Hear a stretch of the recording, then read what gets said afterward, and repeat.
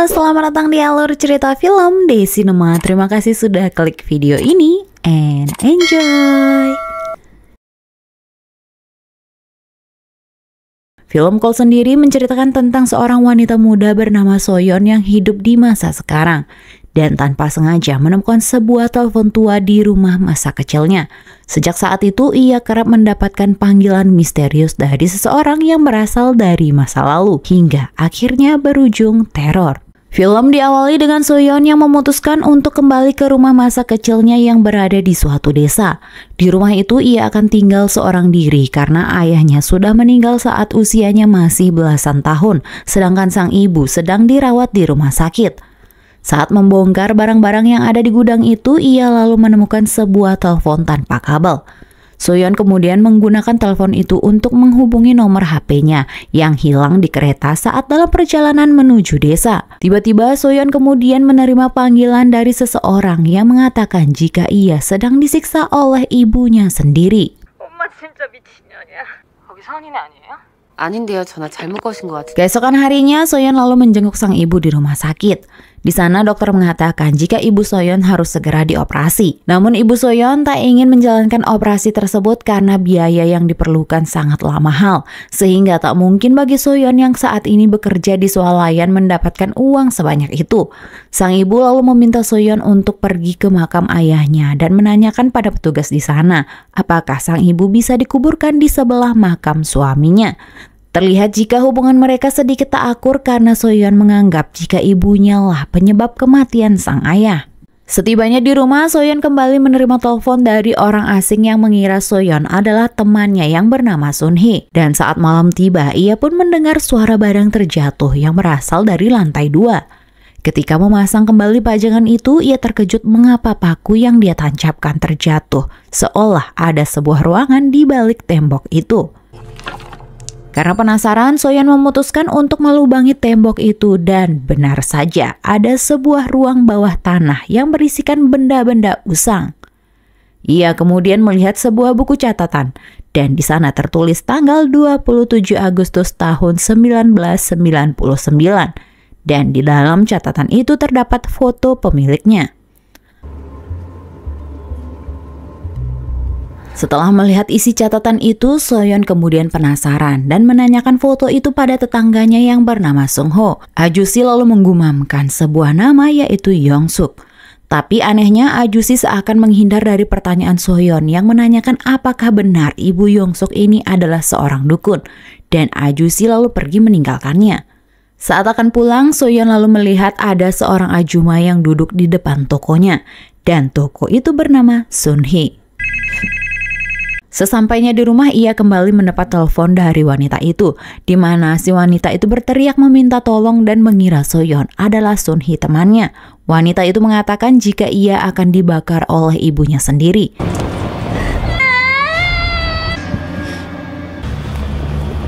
Dan tiba-tiba ruangan bawah tanah itu lalu mengeluarkan asap dan bara api, seolah-olah apa yang terjadi di masa lalu dapat dirasakan juga oleh Soyeon di masa sekarang. Hingga keesokan harinya, Soyeon lalu kembali menerima telepon tersebut. Dan ia bertanya mengapa Soyeon tak datang kemarin. Soyeon lalu menjelaskan jika dirinya bukanlah Sunhee temannya dan mengatakan kalau ia sudah melihat foto dari Yongsuk. Ya, wanita itu ternyata bernama Yongsuk yang ada di tahun 1999. Masa lalu dan masa kini pun sudah terhubung. Percaya atau tidak, Soyeon merasa walau berada di timeline yang berbeda, tapi sepertinya saat ini mereka sedang berada di tempat dan rumah yang sama. Yongsuk pun ragu dengan pernyataan Soyeon, sehingga Soyeon lalu mencari sebuah berita di tanggal 18 November 1999, tepat di tanggal yang sama saat mereka terhubung sekarang. Ia mengatakan jika sebuah pesawat akan jatuh di Bandara Gimpo malam ini. Kemudian malam pun tiba. Yongsuk kini sedang makan malam bersama ibu tirinya. Hubungan mereka berdua sangatlah buruk. Ibu tiri Yongsuk adalah seorang dukun yang bernama Jaok. Ia menganggap Yongsuk memiliki takdir yang gelap, sehingga itulah sebabnya ia melarang Yongsuk untuk pergi keluar rumah dan mengurungnya. 오영숙. Tak lama di TV muncullah sebuah berita kecelakaan pesawat yang sama persis dikatakan Soyeon tadi siang. Mengetahui hal itu, Yongsuk kemudian mulai percaya pada Soyeon. Dan dari sana mereka saling menukar informasi mengenai nama dan usia mereka masing-masing. Soyeon juga mengetahui idola dan lagu favorit Yongsuk melalui buku catatan atau diary milik Yongsuk yang ia temukan saat itu. Sehingga Soyeon mencari video Sotaji di internet dan mendengarkannya pada Yongsuk. Dari sanalah komunikasi mereka mulai sering terjalin. Soyeon kerap memberitahu pada Yongsuk tentang kemajuan teknologi yang belum ada di masa Yongsuk seperti smartphone, panggilan video, TikTok, Instagram, YouTube, dan lain-lainnya. Tak hanya itu, Yongsuk juga menceritakan hubungan dirinya dengan sang ibu tiri yang sangat buruk pada Soyeon. Ia mengatakan jika ibu kandungnya sudah lama meninggal dan ibu tirinya melarang Yongsuk untuk keluar rumah dan mengurungnya. Mendengar itu, Soyeon pun turut menceritakan mengenai kisahnya, di mana sang ayah meninggal saat ia masih kecil karena rumahnya terbakar. Hal itu disebabkan karena sang ibu yang lupa mematikan gas saat memasak. Itulah mengapa hubungan Soyeon dan ibunya kurang baik, karena ia menganggap bahwa ibunya lah penyebab sang ayah meninggal dan menyebabkan kaki Soyeon memiliki bekas luka bakar. Kini Jaok pun kemudian membersihkan semua jimat yang ada di rumah itu. Ia berniat menjual rumah tersebut karena rumah itu memiliki feng shui yang buruk. Dan di tanggal 21 November 1999, terlihat keluarga Soyeon berkunjung ke rumah tersebut untuk melihat-lihat calon rumah baru mereka. 왜 옛날 어른들이 안 그럽디요? 뛰댕기기도 좋네. 위에 2층인데 좀 볼 수 있어요? Ketika melihat-lihat di lantai 2, di sana mereka pun bertemu dengan Yongsuk. Terlihat Soyeon kecil sedikit takut melihat Yongsuk saat itu. Mengetahui itu adalah Soyeon kecil, Yongsuk dengan segera menelpon Soyeon dan memberitahu jika keluarganya saat ini sedang melihat-lihat rumahnya.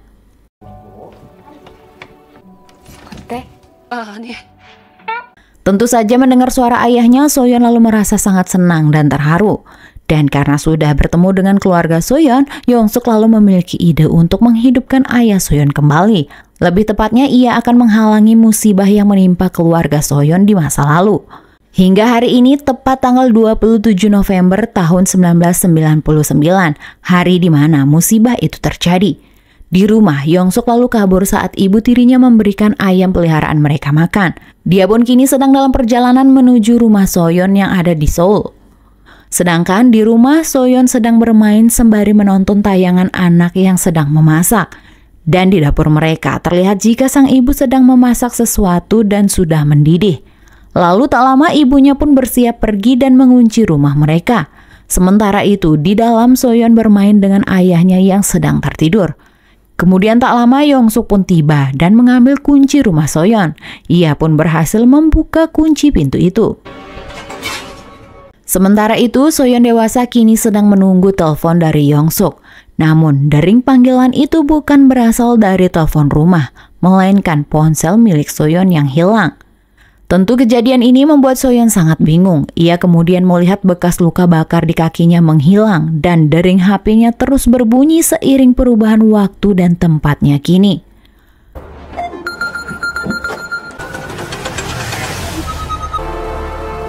Ya, seolah berada di waktu dan tempat yang berbeda, kini hidup Soyeon berubah. Saat keluar dari kamarnya, ia melihat perubahan desain rumah yang dibeli ayahnya.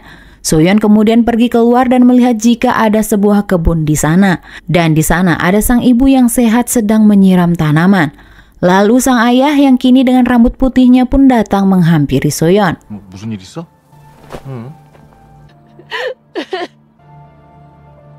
Dan masa depan berubah. Yongsuk berhasil merubah masa depan Soyeon saat itu. Di sana Soyeon sangat berterima kasih pada Yongsuk. Hingga kini Soyeon bisa merasakan kehangatan keluarganya dengan formasi lengkap bersama sang ayah dan penuh kebahagiaan. Kini hubungan mereka pun semakin dekat. Mereka berada di rumah yang sama namun di timeline yang berbeda. Soyeon pun sangat sering mendengarkan musik Sotaji bersama Yongsuk. Ia juga membaca dan mencari tahu tentang idola Yongsuk tersebut. Tapi hal itu tak berlangsung lama, karena keluarganya sudah utuh kembali. Soyeon kini menikmati kebersamaan bersama sang ayah dan ibunya, sehingga ia pun mulai jarang mengobrol dengan Yongsuk. Lalu apa yang terjadi pada hidup Yongsuk saat ini? Tak ada perubahan dalam hidupnya. Ia masih menjalani kehidupannya seperti biasa. Tak ada teman dan kesepian di rumah itu. Apalagi kini teman mengobrolnya yaitu Soyeon sudah mulai sibuk dengan kehidupannya yang bahagia berkat dirinya. Hingga suatu hari ketika Yongsuk menelponnya, Soyeon lalu mengangkat telepon tersebut dan meminta maaf.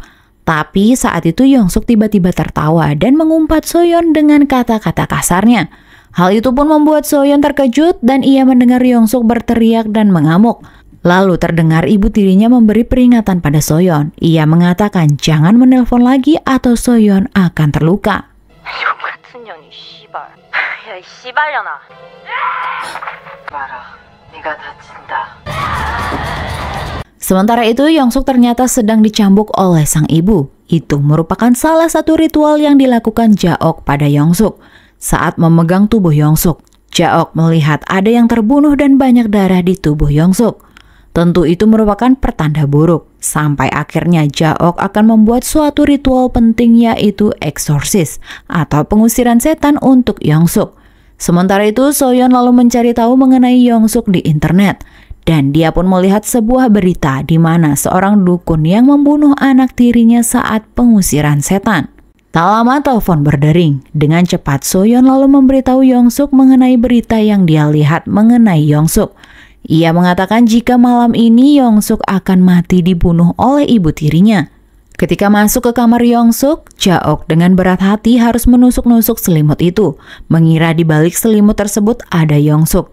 Tapi siapa sangka, karena sudah mengetahui rencana ibu tirinya, Yongsuk ternyata bersembunyi di balik pintu dan menghampirinya.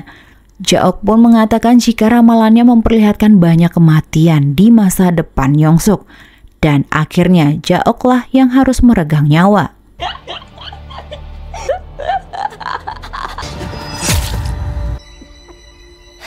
Setelah membunuh ibu tirinya, Yongsuk lalu menelpon Soyeon. Ia mengatakan jika telah terjadi kesalahpahaman saja antara ia dan ibunya.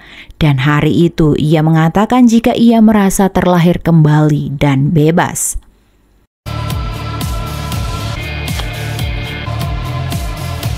Kini Ajusi Seungho membagikan stroberi hasil panen kebunnya ke rumah Soyeon. Sementara itu, Seungho di masa lalu juga berkunjung memberikan stroberinya ke rumah Yongsuk. Di sana ia pun disambut dengan penampilan nyentrek dari Yongsuk. Dan saat Yongsuk masuk mau mencoba pakaiannya yang lain, Seungho lalu berinisiatif untuk menaruh stroberi itu di dalam kulkas. Ketika membuka kulkas, ia lalu mencium bau busuk yang menyengat. Saat akan memindahkannya, salah satu kresek pun bergelinding dan ketika melihat isinya, Seungho pun sangat terkejut melihat itu karena ternyata itu merupakan potongan kepala. Hal itu pun dilihat oleh Yongsuk dan membuatnya sangat kesal. Sementara itu di timeline saat ini di rumah Soyeon, Ajusi Seungho tengah mengobrol bersama keluarga Soyeon sembari memakan stroberi miliknya. Tak lama telepon lalu berdering kembali. Soyeon dengan segera mengangkat teleponnya dan ia mendengar suara rintihan dari Ajusi Seungho. Soyeon pun merasa bingung hingga akhirnya ia turun kembali. Tetapi di sana hanya ada ibu dan ayahnya saja.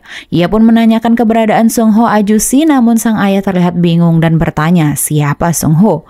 Soyeon kemudian bergegas keluar untuk memeriksa kebun milik Seungho dan di sana kebun itu sudah terbengkalai. Ia pun lalu menanyakan hal tersebut ke kantor polisi dan polisi menjelaskan jika pemilik kebun stroberi itu sudah lama meninggal dunia. Ia lalu memperlihatkan catatannya pada Soyeon dan di sana tercatat jika pembunuh dari Park Seungho adalah Yongsuk. Ia tewas dibunuh dan dimutilasi. Sampai akhirnya Soyeon memutuskan untuk pergi ke toko Sunhee yang dikenal sebagai teman Yongsuk.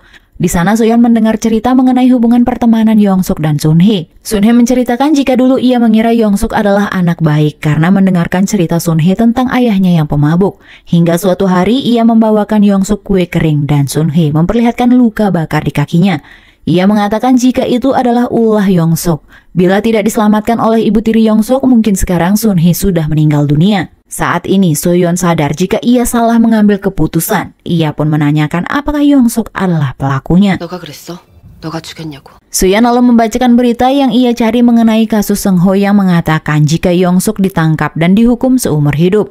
Mengetahui itu, Yongsuk meminta Soyeon untuk mencari tahu bagaimana polisi bisa tahu kalau dia adalah pembunuhnya. 깜빵에서 썩는다는 거야. 잘못도 없었어. Dan dari sanalah ia mengancam Soyeon dan mengumpatnya. Ia mengingatkan Soyeon kembali kalau berkat dirinya lah kehidupan Soyeon bisa berubah. Tapi Soyeon mematikan telepon itu lalu memutuskan kabel teleponnya agar hubungan mereka berakhir. Namun siapa sangka ternyata ayah dan Soyeon kecil pergi ke rumah Yongsuk saat itu untuk mencari ibunya karena mereka sebelumnya sudah berjanji bertemu di kantor perumahan untuk membahas jual beli rumah tersebut. Di sana Yongsuk mengatakan jika ibunya mungkin sedang tertidur, sehingga ia lalu mempersilahkan Soyeon kecil dan ayahnya masuk ke dalam rumah.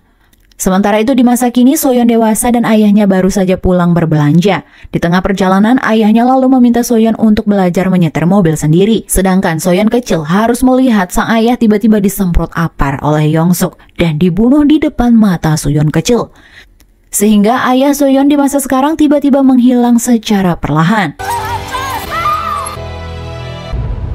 Soyeon kemudian dengan cepat berlari dan melihat rumah itu sangat kotor dan berantakan seperti rumah tak berpenghuni.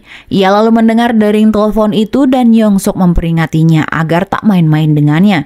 Tak hanya itu, Yongsuk mengatakan jika ia sudah membunuh ayah Soyeon. Yongsuk juga mengatakan jika Soyeon kecil sekarang ada dengannya, sehingga ia meminta Soyeon untuk mencari tahu bagaimana polisi menangkapnya. 야, 씨발! Soyeon pun kemudian mulai menyusun rencana untuk menjebak Yongsuk dengan mencari tahu kecelakaan apa yang terjadi di hari itu dan mencari tahu bagaimana polisi menangkap Yongsuk.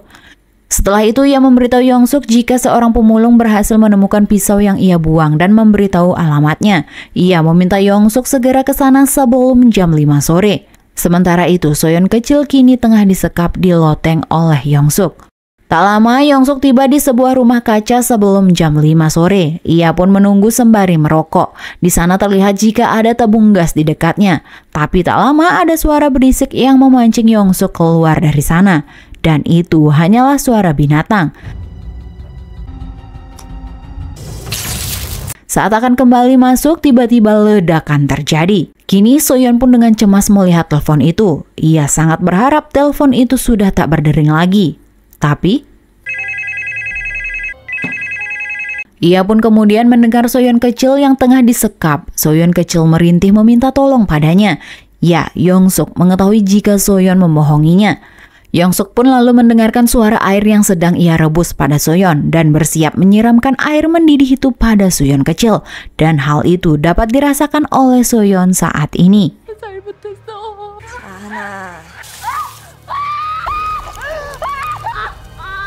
Setelah itu Yongsuk kembali mendengarkan pesan suara ibu Soyeon yang kini sedang dalam perjalanan menuju rumahnya. Karena suaminya tak kunjung mengangkat telepon sehingga hal itu membuat ibu Soyeon sangat khawatir. Kini Soyeon dewasa pun mau tak mau harus menuruti perintah Yongsuk untuk mencari tahu bagaimana polisi menangkapnya. Tak hanya itu, Soyeon kini mengetahui fakta sebenarnya dari Yongsuk, yaitu penyebab kebakaran di rumah Soyeon bukanlah kesalahan sang ibu melainkan Soyeon sendiri. Karena saat itu sang ibu ternyata sudah mematikan kompornya dan pergi meninggalkan rumah. Sedangkan Soyeon yang sedang menonton acara anak yang memasak pun seolah mengikuti instruksi dari acara tersebut untuk menyalakan gasnya hingga terjadilah kebakaran. Hal itu pun membuat Soyeon sangat menyesal dan merasa bersalah pada sang ibu selama ini. Ditambah lagi Yongsuk mengancam akan membunuh ibunya. Kini ia pun nekat menerobos kantor polisi dan mencari tahu bagaimana polisi menemukan bukti pembunuhan Yongsuk yang dilaporkan oleh seorang pria tua berusia 78 tahun. Setelah mendapatkan informasi dari Soyeon, Yongsuk kemudian ke sana dan mengambil pisau miliknya dan tulisan dalam catatan kepolisian itu menghilang. Tapi tak lama Soyeon kemudian melihat tulisan baru muncul dalam catatan itu, di mana ternyata sang ibu melaporkan orang hilang pada polisi. Dan saat Yongsuk membakar bukti pisau itu, waktu dan tempat Soyeon pun berubah. Ia melihat begitu banyak potongan mayat di dalam ruangan tersebut. Melihat itu, Soyeon lalu keluar dari sana, tapi ia tak sengaja melihat sebuah catatan dari polisi tersebut. Tertulis di sana jika ternyata sang polisi dan ibu Soyeon masuk ke dalam rumah itu, sehingga Soyeon memutuskan untuk kembali masuk. Sementara itu, di dalam terdengar suara seorang wanita yang sedang berbicara di telepon, dan ternyata itu adalah Yongsuk yang kini ada di masa depan. Setelah itu ibu Soyeon dan polisi datang ke rumah Yongsuk untuk mencari anak dan suaminya. Ibunya lalu melihat jepit rambut Soyeon yang terjatuh di sana. sehingga ia meminta untuk mencari anaknya di lantai 2. Sementara itu di timeline yang sekarang, Soyeon juga tengah mencari telepon tanpa kabel setelah membaca petunjuk dari catatan kepolisian itu. Ia berharap bisa terhubung dan bicara dengan ibunya. Kini mereka seolah berada di tempat yang sama namun di timeline yang berbeda. Di sana, Ibu Soyeon lalu menggunakan telepon Yongsuk untuk menghubungi ponsel suaminya.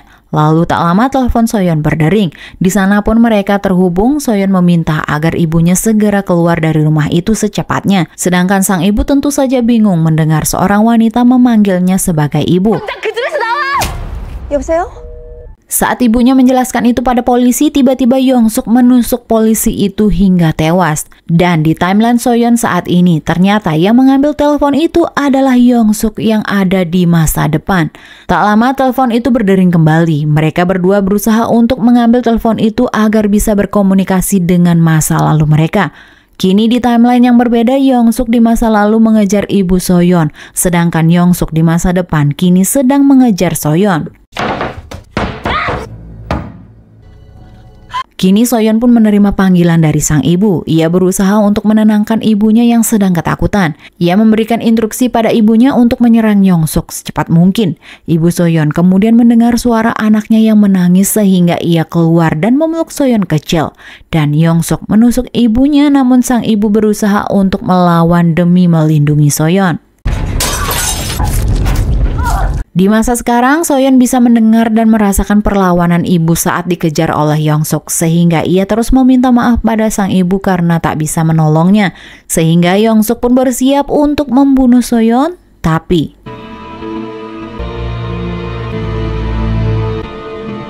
ya, karena di timeline masa lalu ibunya yang sekarat mendorong Yongsuk hingga terjatuh, sehingga timeline yang sekarang Yongsuk menghilang dan Soyeon berlari pergi dari rumah itu.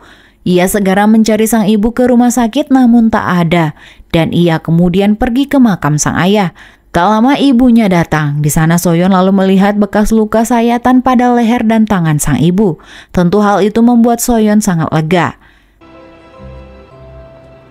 Tapi kita akan kilas balik sebentar sebelum ibu Soyeon dan polisi datang ke rumah Yongsuk saat itu.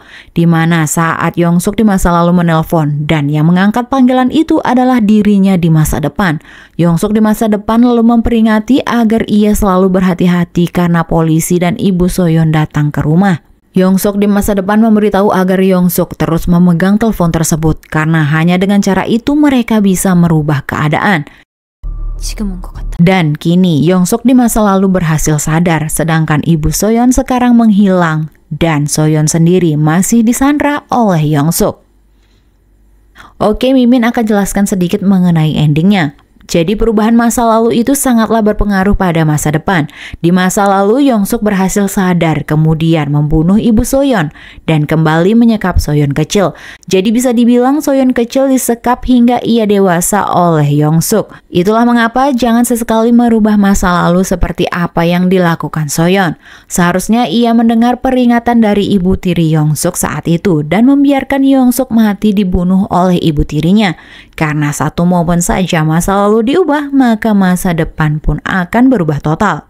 Maka dari itu kalian lupakanlah masa lalu, fokus pada masa depan. Tak ada gunanya merubah masa lalu, masa depanlah yang terbaik. Terima kasih sudah mendengarkan ini. Jangan lupa like, subscribe, dan komen. Thank you.